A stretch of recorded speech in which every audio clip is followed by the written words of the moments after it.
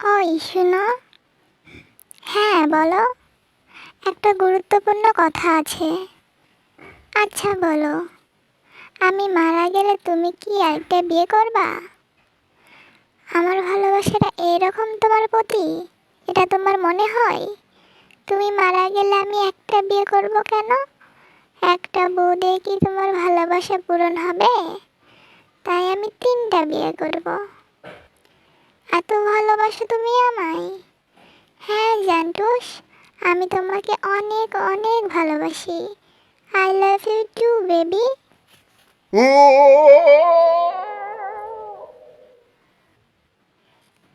সোনা কি করো?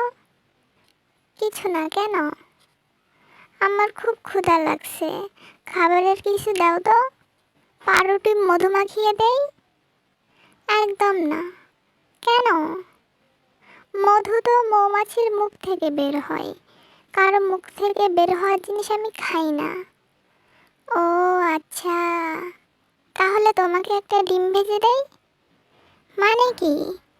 ডিম তো মুরগির পাছা থেকে বের হয়, মুরগির পাছা থেকে বের হওয়া ডিম আমাকে খাওয়াবা তুমি?